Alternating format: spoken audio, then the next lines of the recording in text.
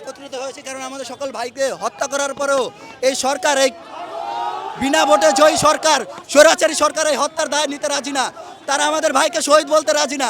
আমাদের কাছে সম্পূর্ণ ফুটেজ আছে যে আবু সাইদ ভাইকে, রংপুরের আবু সাইদ ভাইকে পুলিশ নির্বিচারে গুলি করে হত্যা করেছে, কিন্তু এই সরকার এই দায় নিতে রাজি না। তার হত্যা মামলার উল্লেখ করা হয়েছে, তাদের আন্দোলনকারীদের ইটপাট খেলে তার মৃত্যু হয়েছে, কিন্তু আমাদের কাছে সম্পূর্ণ সিসিটিভি ফুটেজ আছে যে ভাইকে পুলিশ গুলি করেছে, পুলিশ নির্বিচারে গুলি করে হত্যা করা হয়েছে। এমনকি এই মামলায় আমাদের এইচএসসি 24 ব্যাচের এইচএসসি পরীক্ষার্থী একজন ভাইকে আটক করা হয়েছে, যদিও তাকে জামিন দেওয়া হয়েছে, কিন্তু এই মামলা তো তাকে সারা জীবন ভোগ করে যেতে হবে। এছাড়াও আমাদের বর্তমান সরকারের বিনা ভোটে জয় স্বৈরাচারী সরকারের বিভিন্ন মন্ত্রী, বিভিন্ন এমপিরা, বিভিন্ন বাহিনীর প্রধান তাদের বক্তব্যের প্রকাশ পাওয়া যায় যে তার সম্পূর্ণ দায়ভার বিএনপি জামাতকে দিয়েছে।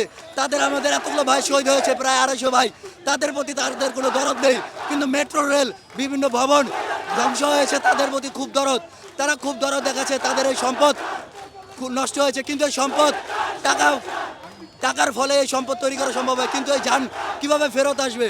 এছাড়াও আমরা দেখেছি র্যাব এবং পুলিশ বাহিনীর প্রধান বলতেছে যে বিএনপি জামাত এগুলো সংগঠন করেছে, আমরা সংগঠিত করেছে, কিন্তু আমরা এই জীবনে কোনোদিন শুনিনি যে কোনো বাহিনীর প্রধান এভাবে কাউকে কোনো দলকে উল্লেখ করে এগুলো বলে। আমরা বলতে চাই এই বাহিনী, এই সরকার পুরো বাংলাদেশের সকল বাহিনীকে নিয়ে এ দেশের উপরে হত্যা, ধ্বংস, নিপীড়ন চালিয়ে যাচ্ছে। আমরা এর থেকে মুক্তি চাই, এই স্বৈরাচারী সরকারের পতন চাই।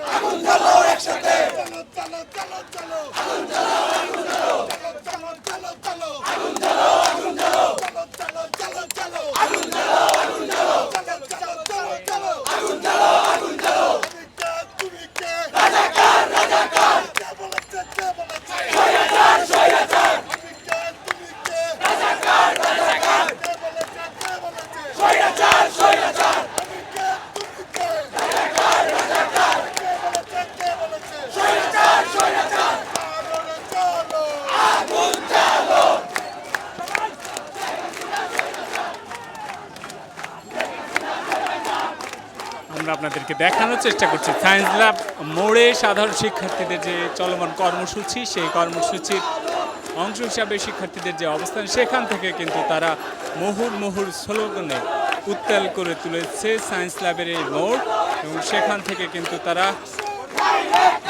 স্লোগান দিচ্ছে, সেটি কিন্তু আপনাদেরকে আমরা দেখানোর চেষ্টা করছি।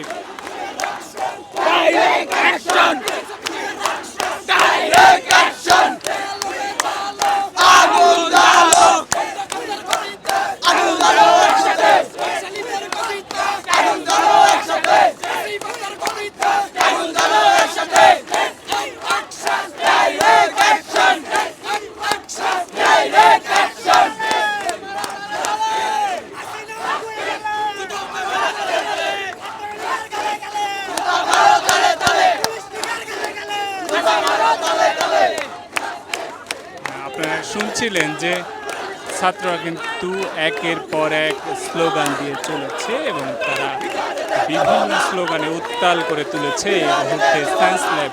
এবং সায়েন্স ল্যাব মোড় থেকে আপনাদের সাথে যুক্ত হয়েছি আমি হাসানুল মামুন। দেখানোর চেষ্টা করছি সাধারণ ছাত্রদের আজকের যে বিক্ষোভ মিছিল পরবর্তী সায়েন্স ল্যাব মোড়ের অবস্থান থেকে, এবং সেখানে তারা অবস্থান নিয়ে বিভিন্ন স্লোগানে উত্তাল করে তুলেছে সায়েন্স ল্যাবের এই মোড়, এবং তারা কিন্তু বিভিন্ন স্লোগান দিচ্ছে, আপনারা শুনতে পাচ্ছেন।